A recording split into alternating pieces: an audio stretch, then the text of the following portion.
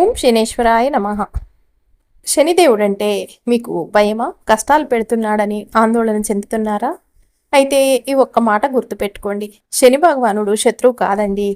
ఆయన మన కర్మల్ని సరిదిద్దే అసలైన గురువు. తప్పు చేస్తే దండించే న్యాయమూర్తి. కానీ నమ్ముకుంటే ప్రాణాలకి అండగా నిలిచే పరమ దయామయుడు. రేపు శనివారం త్రయోదశి. రేపు రాబోయే శని త్రయోదశి అత్యంత మహిమాన్వితమైనది. మీ జాతకంలో 7.5 శని నడుస్తున్నా, అర్ధష్టమ శని నడుస్తున్నా, పట్టి పీడిస్తున్నా, అష్టమ శని వల్ల మానసిక శ్రమ ఉన్నా అస్సలు భయపడకండి. ఎందుకంటే ఈ పవిత్రమైన రోజున శనిదేవుణ్ణి ఎలా ప్రసన్నం చేసుకోవాలో, మీ కష్టాలను ఎలా దూరం చేసుకోవాలో ఈ వీడియోలో పూర్తి వివరంగా తెలుసుకుందాం. అయితే శనివారానికి శని త్రయోదశికి ఉన్న సంబంధం కూడా చాలా విశేషమైంది. హిందూ పురాణాల ప్రకారం శనివారం రోజున త్రయోదశి తిథి వస్తే దాన్ని శని త్రయోదశి లేదా శని ప్రదోషం అంటారు. ఈ రెండిటి కలయిక ఎందుకంత పవర్ఫుల్?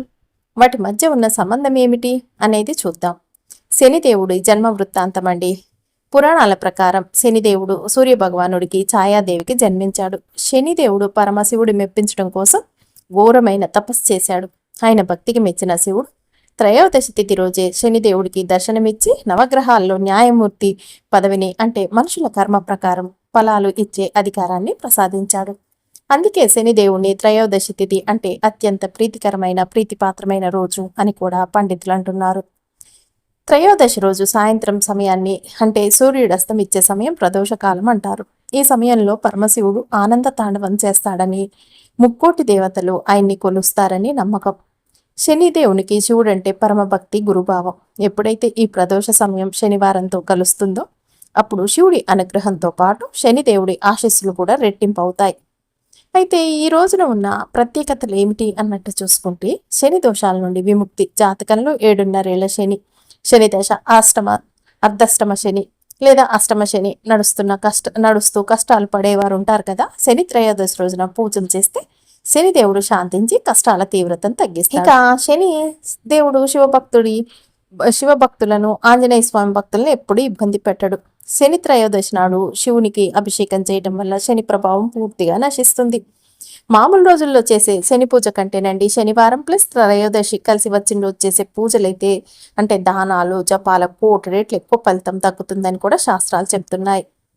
శని త్రయోదశి అంటే శివుడు మరియు శనిదేవుడు ఇద్దరి అనుగ్రహాన్ని ఒకేసారి పొంది కష్టాల నుంచి బయటపడే అత్యంత పవిత్రమైన రోజు అని కూడా పండితులు అంటున్నారు.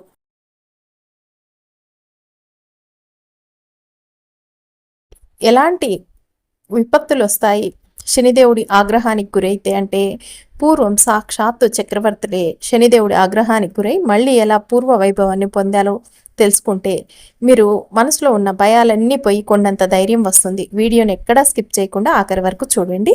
అంతేకాదండి, మీరు వీడియోని లైక్ చేయటం అస్సలు మర్చిపోకండి. అంతేకాదండి, మీరు ఫస్ట్ సారి మా ఛానల్కి వచ్చినట్టయితే సబ్స్క్రైబ్ చేసుకోండి. అంతకుముందు వచ్చి కూడా సబ్స్క్రైబ్ చేసుకుని వారు ఉంటే తప్పకుండా సబ్స్క్రైబ్ చేసుకొని పక్కనే ఉన్న బెల్ ఐకాన్ని ప్రెస్ చేయండి మరిన్ని ఇలాంటి వీడియోల కోసం. అంతేకాదండి, ఈ వీడియోని మీకు తెలిసిన వారందరికీ షేర్ చేయండి. చేస్తారు కదా. పురాణాల ప్రకారం సాక్షాత్తు నవఖండాల నధిపతి మహాపరాక్రమశాలి అయిన విక్రమ మహారాజు కూడా శని ప్రభావానికి గురయ్యాడు. శనిదేవుడి మహిమను తక్కువగా అంచనా వేసినందుకు ఆయన తన రాజ్యాన్ని, భోగభాగ్యాలని కోల్పోయి అడవుల పాలయ్యాడు. ఆఖరికి పరాయి రాజ్యంలో దొంగతనం నేరం మోపి చేతులు కాళ్ళు కూడా నరికివేయబడ్డాయి. అంతటి చక్రవర్తి ఒక నూనెగానుగా నడిపే వ్యక్తి దగ్గర కటిక దరిద్రంలో బ్రతికాడు. కానీ విక్రమార్కుడు ఎప్పుడూ అధైర్యపడలేదు. శనిదేవునిపై నిందలు వేయలేదు. ఆ కష్టకాలంలో కూడా శని భగవాను నిష్కలమైన మనసుతో ప్రార్థిస్తూ, గానం చేస్తూ ధ్యానంలో మునిగిపోయాడు. విక్రమార్కుడి ఓర్పుకి, పశ్చాత్తాపానికి మెచ్చిన శనిదేవుడు స్వయంగా ప్రత్యక్షమై, రాజు, నీ భక్తికి సహనానికి మెచ్చాను, నీకు పూర్వ వైభవాన్ని, రాజ్యాన్ని, ఆరోగ్యాన్ని ప్రసాదిస్తున్నాను అని అనుగ్రహించాడు. దీన్ని బట్టి మనకు అర్థమయ్యే నీతి ఏమిటి? రాజరికం ఉన్న రాజునైనా పేదనైనా శనిదేవుడు చూసేది కేవలం మీ కర్మలనే, మీ భక్తిని మాత్రమే. మీరు తప్పుల్ని తెలుసుకొని ప్రార్థిస్తే శనిదేవుడు అంతటి రాజుకే పూర్వ వైభవాన్ని ఇచ్చాడు. ఇక మీ కష్టాలు ఎంత చెప్పండి. కాబట్టి ధైర్యంగా ఉండండి, శనిదేవుణ్ణి నమ్ముకోండి.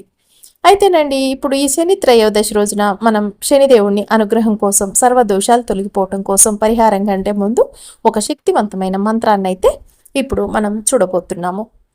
ఆ మంత్రం వచ్చేసి ఓం నీలాంజన సమభాసం రవిపుత్రం యమగ్రజం ఛాయ మార్తాండం సంభూతాం నమామి శనేశ్వరం.